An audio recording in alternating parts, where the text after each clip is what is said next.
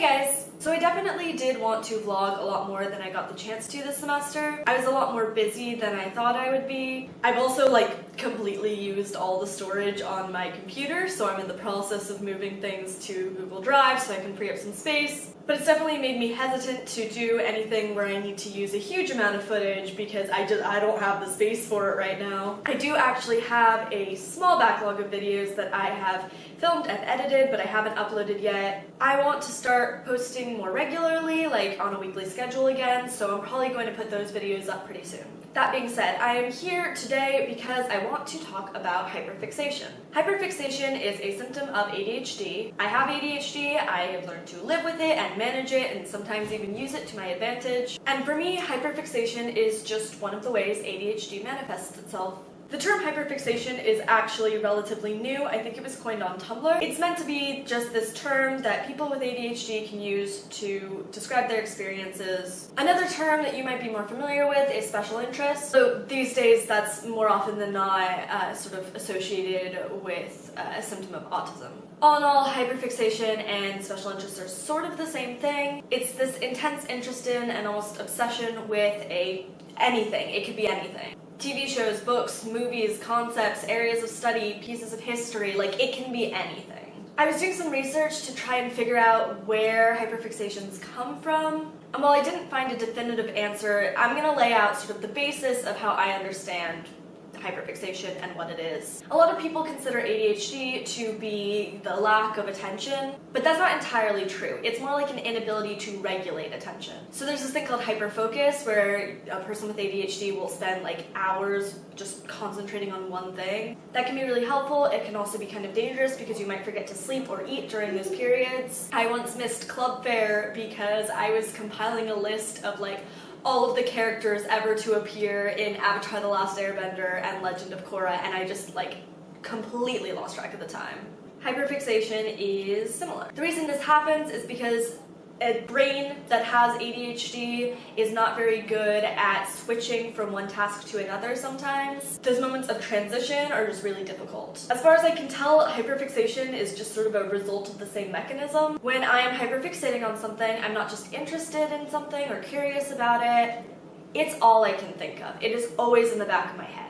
My brain can't shift attention from this one piece of media, this book, this movie, this television show, or whatever else, take that focus and put it on something else, like an assignment or a conversation or a social gathering. This means that I'm always thinking about this thing that I'm hyperfixating on. It has its benefits because hyperfixations make me really happy. I never really hyperfixate on something that I don't like. It's always something I find really interesting. For me, hyperfixations tend to be on stories, on books and TV shows and movies and things like that. So I get to learn more about crafting stories and the type of stories I want to tell as a writer. Those are the benefits and they're great. The downside is that when you're hyperfixating on something and it's all you can think of, that can be very irritating and isolating to the people around you. Also, there's kind of this weird cultural norm that just states that we shouldn't be too excited about things. It's weird or unusual.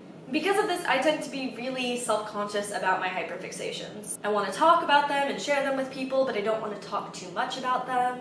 And at the same time, my brain just can't shift that focus from my hyperfixation to whatever my task at hand is, and that can cause some interpersonal struggles, as I'm sure you can imagine. I wanted to talk about hyperfixations today, both because I think it's important to share. I know that I felt very isolated and my experiences were not normal when I was younger. In middle school and high school, I jokingly referred to them as obsessions because that was the only word I had for them, but obviously that word has a pretty negative connotation.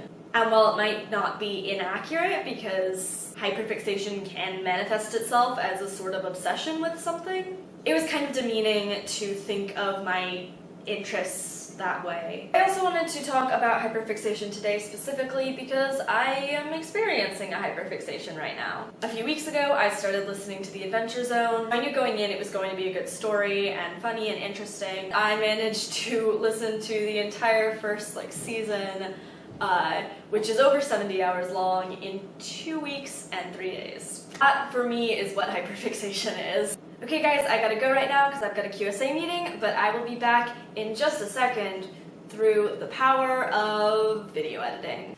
Okay guys, I'm back. I do have a few things to say before we wrap up. One, my last video got like a lot of views, maybe not a lot of views in terms of like all of YouTube, but for my channel, a fuck ton of views. Thank you so much to everyone who watched that video and to the people who subscribed to my channel after watching it. I'm working on a new project. This is like a thing that is definitely going to happen because it is for a grade. I'm working on an independent study project where I'm going to be making educational YouTube videos with the help of some other students on campus, and I'm really excited for it. It's like the thing I want to do with my life. Okay, yes, I'm gonna be uploading more regularly from now on. I have a small backlog of videos, as I mentioned at the beginning of this video. Those are gonna be up soon, and I've got a few things coming in the future. So, look forward to that. Thank you for watching. I will see you later.